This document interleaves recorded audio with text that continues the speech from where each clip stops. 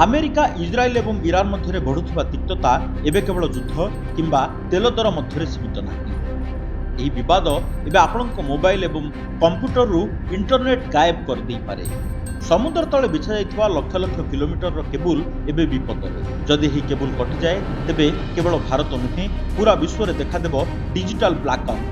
ଆପଣ ଜାଣି ଆଶ୍ଚର୍ଯ୍ୟ ହେବେ, ଆମେ ବ୍ୟବହାର କରୁଥିବା 97% ଇଣ୍ଟରନେଟ୍ ସାଟେଲାଇଟ୍ରୁ ନୁହେଁ, ବରଂ ସମୁଦ୍ର ତଳେ ଥିବା ମୋଟା କେବୁଲ ଜରିଆରେ ଚାଲିଥାଏ। ଏବେ ଏହି କେବୁଲଗୁଡ଼ିକ ଯୁଦ୍ଧର ଟାର୍ଗେଟରେ ଅଛି।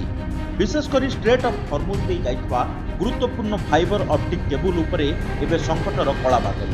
ଯଦି ଏହାକୁ କ୍ଷତି ପହଞ୍ଚାଯାଏ ତେବେ ବିଶ୍ୱର ଡିଜିଟାଲ ଅର୍ଥନୀତି ଧରାଶାୟୀ ହୋଇପଡ଼ିବ।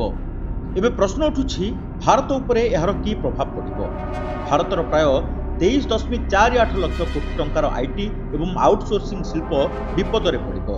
ଯଦି କେବୁଲ କଟେ, ଡାଟାକୁ ଦୂର ପାସିଫିକ୍ ରୁଟ୍ ଦେଇ ପଠାଯିବ, ଯାହାଫଳରେ ଇଣ୍ଟରନେଟ୍ ସ୍ପିଡ୍ ଅତି ମନ୍ଥର ହୋଇଯିବ। ରିଅଲ୍ ଟାଇମ୍ ବ୍ୟାଙ୍କିଂ ଏବଂ ଅନ୍ତର୍ଜାତୀୟ ଟ୍ରାଞ୍ଜାକ୍ସନ୍ ବାଧାପ୍ରାପ୍ତ ହେବ। ହାଇ ଫ୍ରିକ୍ୱେନ୍ସି ଟ୍ରେଣ୍ଡିଂରେ ମିଲି ସେକେଣ୍ଡର ବିଳମ୍ବ କୋଟି କୋଟି ଟଙ୍କାର କ୍ଷତି କରାଇବ।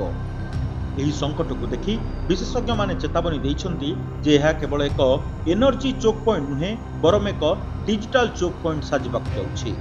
ତେବେ ଏହାର ମୁକାବିଲା ପାଇଁ ଭାରତ କ'ଣ ପ୍ରସ୍ତୁତ ଅଛି? ଭାରତ ଏବେ ବିକଳ୍ପ ରାସ୍ତା ଖୋଜୁଛି। ଷ୍ଟାରଲିଙ୍କ ଭଳି ସାଟେଲାଇଟ୍ ଇଣ୍ଟରନେଟ୍ ଏବଂ ନୂତନ ସାମୁଦ୍ରିକ ପଥରେ ନିବେଶ ବଢ଼ାଯାଉଛି। କିନ୍ତୁ ବର୍ତ୍ତମାନର ସ୍ଥିତି ଯାହା, ଯଦି ଯୁଦ୍ଧ ସମୁଦ୍ର ତଳକୁ ଯାଏ ତାହେଲେ ମଣିଷ ପୁଣି ଥରେ ପଥର ଯୁଗକୁ ଫେରିବା ଭଳି ଅନୁଭବ କରିବ।